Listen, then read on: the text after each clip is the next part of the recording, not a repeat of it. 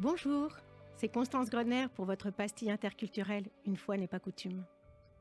Aujourd'hui, je vais vous parler du Nouvel An des arbres qui aura lieu le lundi 2 février dans la tradition juive.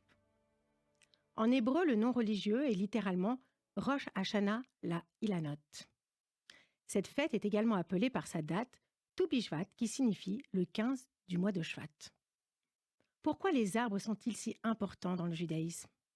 Tu Bishvat est une fête rabbinique qui s'est développée avec le temps, notamment au XVIe siècle, lorsque des kabbalistes installés à Sfed ont remis la nature au centre de la spiritualité.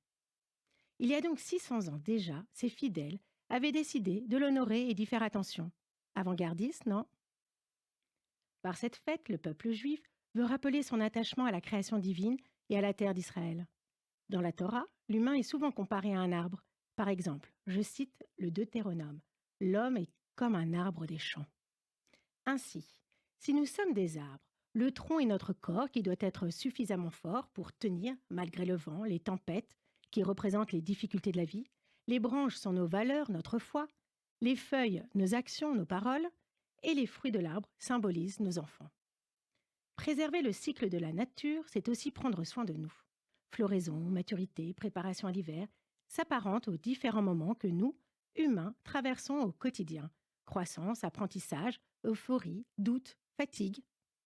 Enfin, accepter la beauté et la richesse de la nature, c'est aussi accepter la diversité des êtres humains. Qu'en est-il du christianisme et de l'islam ? Ce qui est singulier, c'est que ces deux traditions n'ont pas institué de fête, exclusivement consacrée à la nature, même si elles appellent aussi à la protéger. Concrètement, comment cette fête est-elle célébrée ? Par un seder, c'est-à-dire un repas symbolique, sont à manger et à boire les 7 fruits et végétaux associés à Israël dans la Torah.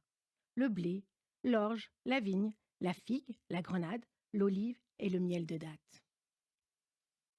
C'est aussi l'occasion de faire des activités simples liées à la nature, comme se promener, l'observer, planter des arbres. Nous avons beaucoup à gagner à plus nous inspirer de la nature.